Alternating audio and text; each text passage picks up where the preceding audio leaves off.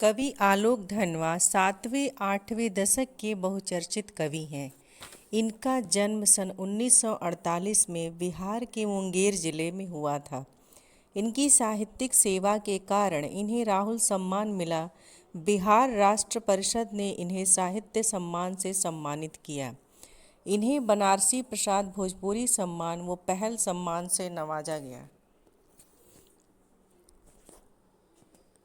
ये पिछले 2 दशकों से देश के विभिन्न हिस्सों में सांस्कृतिक एवं सामाजिक कार्यकर्ता के रूप में सक्रिय रहे। इन्होंने जमशेदपुर में अध्ययन मंडलियों का संचालन किया और रंग कर्म तथा साहित्य पर कई राष्ट्रीय संस्थानों व विश्वविद्यालयों में अतिथि व्याख्याता के रूप में भागीदारी भी की। रचनाएं। इनकी पहली कविता जनता का आदमी सन 1972 में प्रकाशित हुई।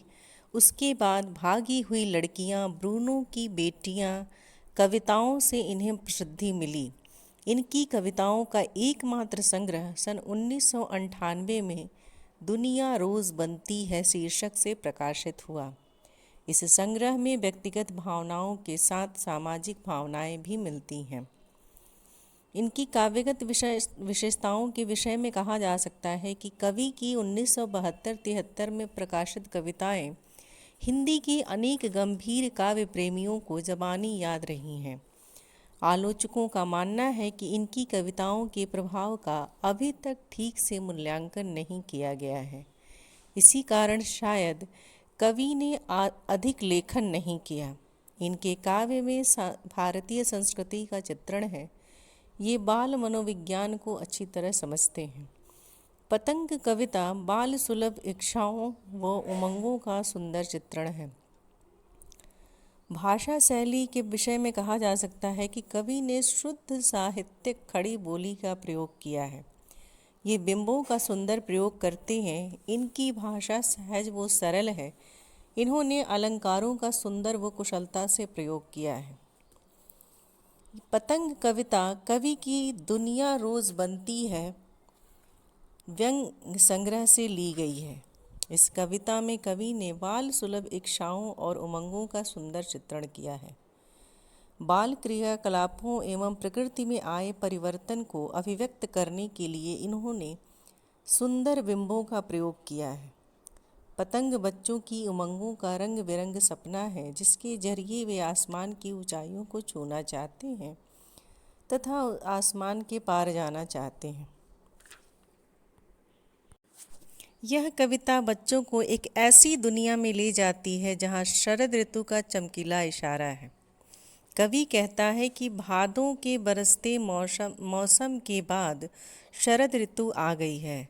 इस मौसम में चमकीली धूप थी तथा उमंग का माहौल था। बच्चे पतंग उड़ाने के लिए इकट्ठे हो गए। मौसम साफ हो गया तथा आकाश मुलायम हो गया। बच्चे पतंगे उड़ाने लगे तथा सीटियाँ व किलकारियाँ मारने लगे। बच्चे भागते हुए ऐसे लगते हैं मानो उनके शरीर में कपास लगे हों। उनके कोमल नरम शरीर पर चोट व खरोंच अधिक असर नहीं डालती। उनके पैरों में बेचैनी होती है, जिसके कारण वे सारी धरती को नापना चाहते हैं। वे मकान की छतों पर बेसुध होकर दौड़ते हैं मानो छतें नरम हो। खेलते हुए उनका शरीर रोमांचित हो जाता है। इस रोमांच में वो गिरने से बच जाते हैं। बच्चे पतंग के साथ साथ उड़ने से लगते हैं। कभी कभी वे छतों के खतरनाक किनारों से गिरकर भी बच जाते हैं। इस बार इनमें साहस तथा आत्मविश्वास बढ़ जाता है। सबसे तेज बौछारें गईं, भादो गया सवेरा हुआ। खरगोश की आंखों जैसा लाल सवेरा शरद आया पुलों को पार करते हुए। अपनी नई चमकीली साइकिल तेज चलाते हुए, घंटी बजाते हुए जोर जोर से, चमकीले इशारों से बुलाते हुए, पतंग उड़ाने वाले बच्चों के झुंड को चमकीले इशारों से बुलाते हुए और आकाश को इतना मुलायम बनाते हुए कि पतंग ऊपर उठ सके। दुनिया की सबसे हल्की रंगीन चीज़ ऊंची उड़ सके। दुनिया का सबसे पतला कागज़ उड़ सके। बांस की सबसे पतली कमानी उड़ सके। कि शुरू हो सके सीटियाँ किलकारियों और तितलियों की इतनी नाजुक दुनिया। कवि इन पंक्तियों के माध्यम से कहना चाहता है, बता रहा है कि बरसात के मौसम में जो तेज बौछारें पड़ती हैं वे समाप्त हो गई हैं। तेज बौछारों और भादों माह की विदाई के साथ साथ ही शरद ऋतु का आगमन हुआ है। अब शरद का प्रकाश फैल गया है।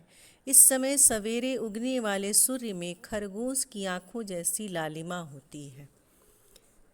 कवि शरद का मानवीकरण करते हुए कहता है कि वह अपनी नई चमकीली साइकिल को तेज गति से चलाते हुए और ज़ोर ज़ोर से घंटी बजाते हुए पुलों को पार करते हुए आ रहा है।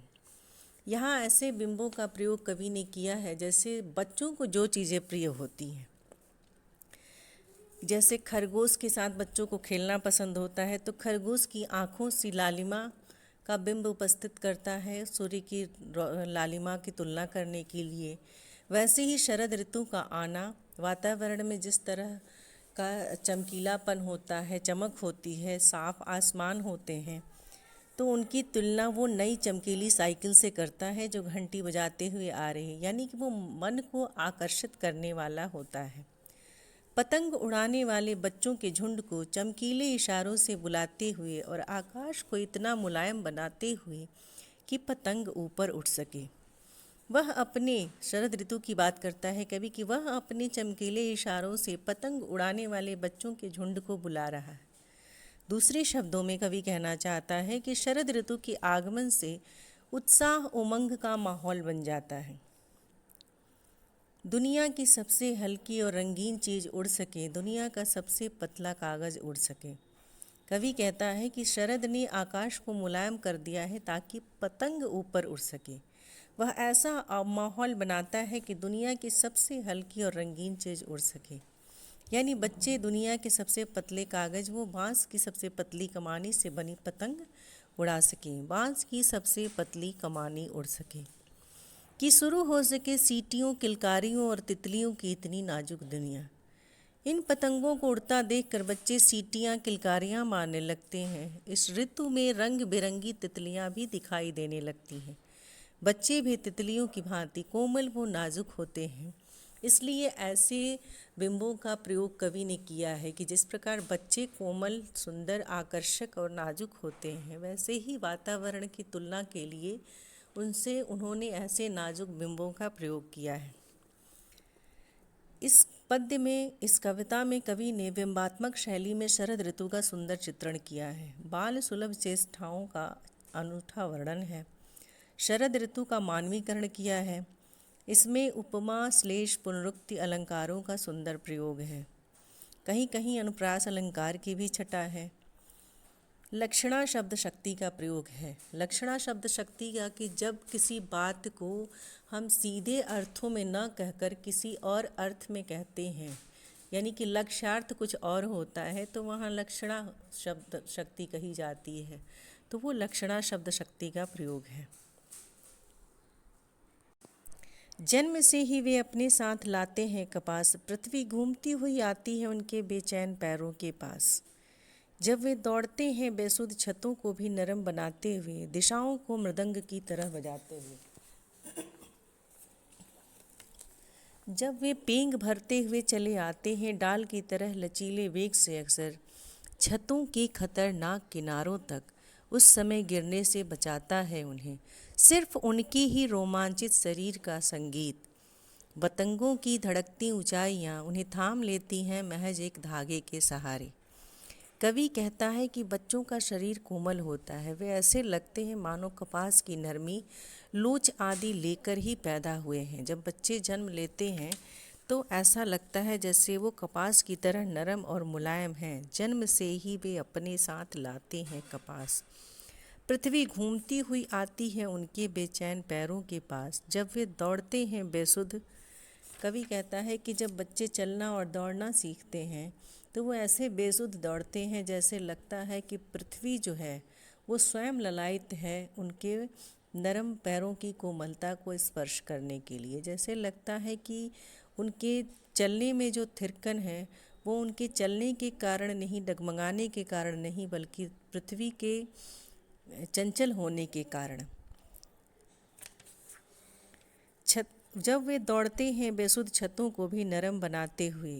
बच्चों का दौड़ना देखकर ऐसा महसूस होता है जैसे कि वो छत जो है वो कठोर नहीं, बड़ा ही नरम है, क्योंकि इतनी आसानी से बच्चे उस पे दौड़ते हैं कि वो देख के एहसास होता है कि जिस छत पे वो दौड़ रहे हैं वो काफ़ी नरम है। दिशाओं को मृदंग की तरह बजाते हुए जब वे पींग भरते हुए चले आते हैं, उनकी पद चापों से सारी दिशाओं में मृदंग जैसा मीठा स्वर उत्पन्न होता है। वे पतंग उड़ाते हुए इधर से उधर झूले की पेंग की तरह आगे पीछे होते हैं। जैसे झूले में बैठते हुए हम पेंगे भरते हैं और कभी आगे कभी पीछे होते हैं, वैसे ही उनका दौड़ना लगता है। डाल की तरह लचीले वेग से अक्सर छतों के खतरनाक किनारों तक। कहते हैं कि उनके शरीर में डाली की तरह लचीलापन होता है। पतंग उड़ाते समय वे छतों के खतरनाक किनारों तक आ जाते हैं। तो अचानक जैसे डाली में लचीलापन होता है कि अगर हम उसको नीचे की तरफ खींच कर छोड़ते हैं तो वो पुनः अपनी जगह पर चला जाता है, वैसे ही बच्चे अगर दौड़ते हुए छतों के किनारे तक आ जाते हैं तो फिर उतनी ही वेग के साथ वो पीछे की तरफ हट जाते हैं। उस समय गिरने से बचाता है उन्हें सिर्फ उनके ही रोमांचित शरीर का संगीत। यहाँ उन्हें कोई बचाने नहीं आता, अभी तो उनके शरीर का रोमांच ही उन्हें बचाता है। पतंगों की धड़कती ऊंचाइयाँ उन्हें थाम लेती हैं महज एक धागे के सहारे। वे खेल के रोमांच के सहारे खतरनाक जगहों पर भी पहुंच जाते हैं। इस समय उनका सारा ध्यान पतंग की डोर के सहारे उसकी उड़ान व ऊंचाइयों पर केंद्रित रहता है। ऐसा लगता है मानो पतंग की ऊंचाइयों ने उन्हें केवल डोर के सहारे थाम लिया हो। जब वो किनारे आकर छत के खतरनाक किनारों से आकर अचानक एक डाली की तरह लचीलेपन के साथ पीछे हट जाते हैं तो ऐसा लगता है जैसे कि पतंग की डोर ने ही उनकी रक्षा कर ली हो। कवि ने बच्चों की चेष्टाओं का मनोहारी वर्णन किया है। मानवीय अनुप्रास, उपमा आदि अलंकारों का सुंदर प्रयोग है।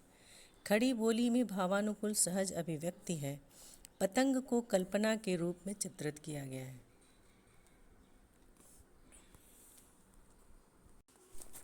पतंगों के साथ साथ वे भी उड़ रहे हैं अपने रंध्रों के सहारे। अगर वे कभी गिरते हैं छतों के खतरनाक किनारों से और बच जाते हैं तब तो और भी निडर होकर सुनहले सूरज के सामने आते हैं। पृथ्वी और भी तेज घूमती हुई आती है उनके बेचैन पैरों के पास। कवि कहता है कि आकाश में अपनी पतंगों को उड़ते देखकर बच्चों के मन भी आकाश में उड़ रहे हैं। पतंगों के साथ साथ वे भी उड़ रहे हैं अपने रंध्रों के सहारे। कह रहा कवि कि पतंग के साथ साथ उनका मन भी आकाश में उड़ने लगता है। उनके शरीर के रोएं भी संगीत उत्पन्न कर रहे हैं तथा वे भी आकाश में उड़ रहे हैं। अगर वे कभी गिरते हैं छतों के खतरनाक किनारों से और बच जाते हैं, कह रहा है कवि कि अगर वो कभी पतंग उड़ाते हुए कभी कभार वे छतों के किनारों से गिर जाते हैं परंतु अपने लचीलेपन के कारण वे बच जाते हैं, तब तो और भी निडर होकर सुनहले सूरज के सामने आते हैं।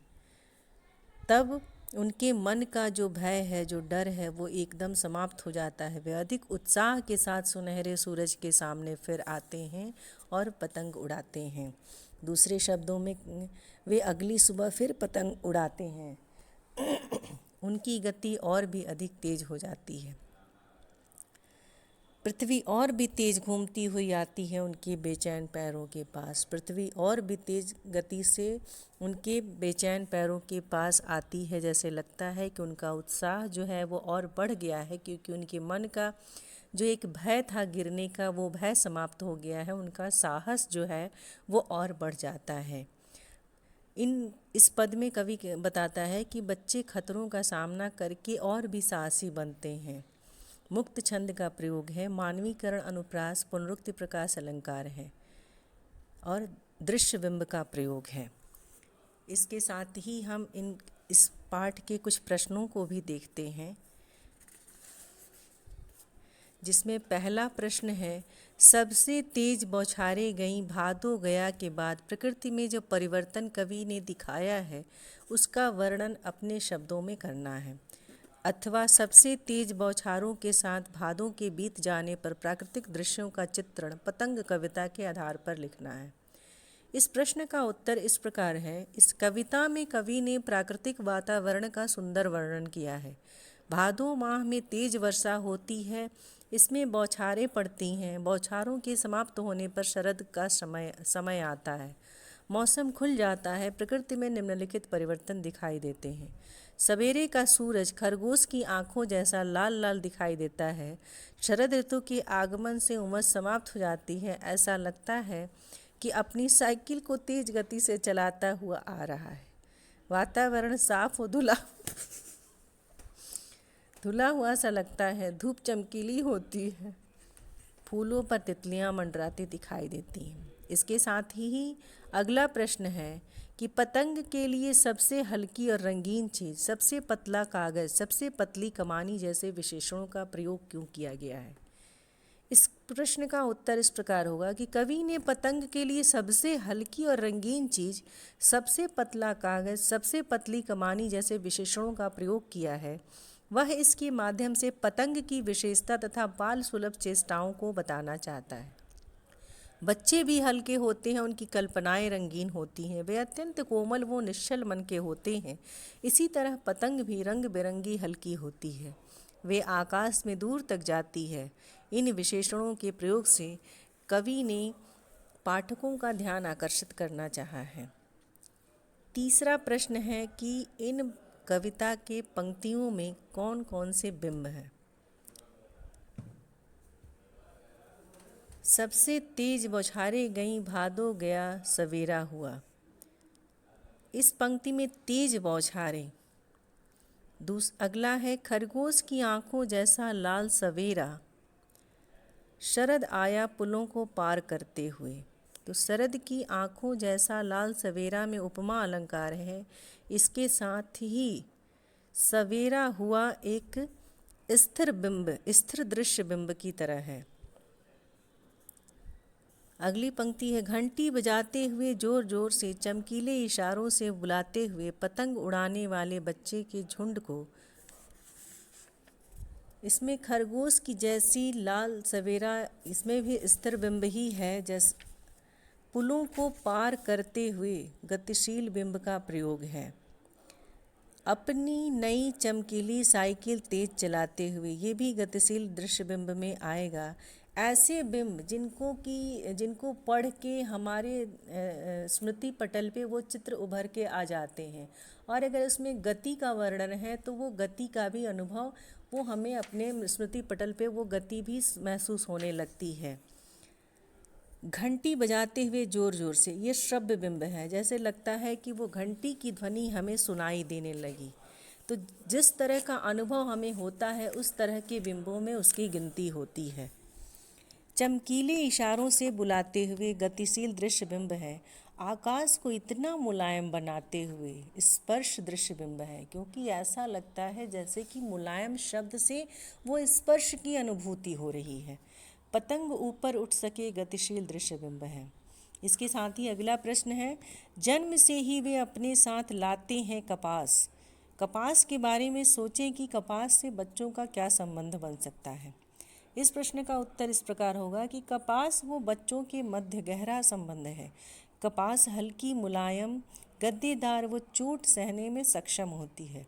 कपास की प्रकृति भी निर्मल व निश्चल होती है। इसी तरह बच्चे भी कोमल व निश्चल स्वभाव के होते हैं, उनमें चोट सहने की क्षमता भी होती है, उनका शरीर भी हल्का व मुलायम होता है। कपास बच्चों की कोमल भावनाओं, उनकी मासूमियत का प्रतीक है।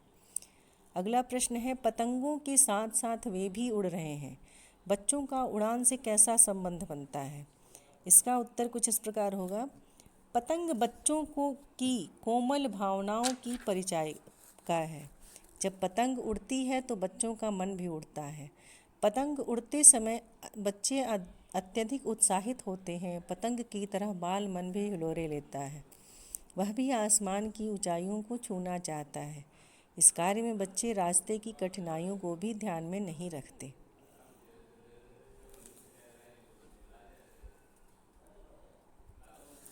यहाँ कुछ पंक्तियों का अर्थ बताना है।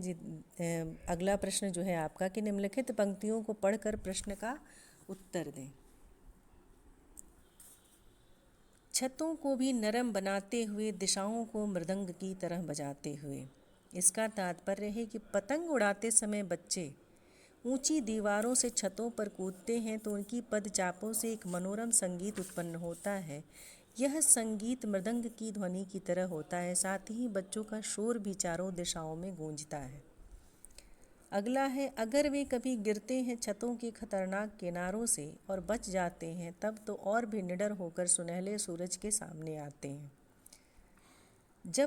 इसका उत्तर होगा, जब पतंग सामने हो तो छतों पर दौड़ते हुए छत कठोर नहीं लगती। इसका कारण यह है कि इस समय हमारा सारा ध्यान पतंग पर ही होता है।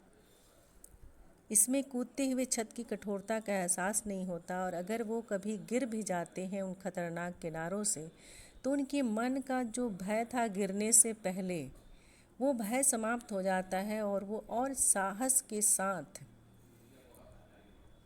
खेलना शुरू करते हैं, पतंग उड़ाना शुरू करते हैं। उनके मन का जो डर है वो ख़त्म हो जाता है और वो अगले दिन फिर और जोश के साथ और उत्साह के साथ सुनहले सूरज के सामने आते हैं।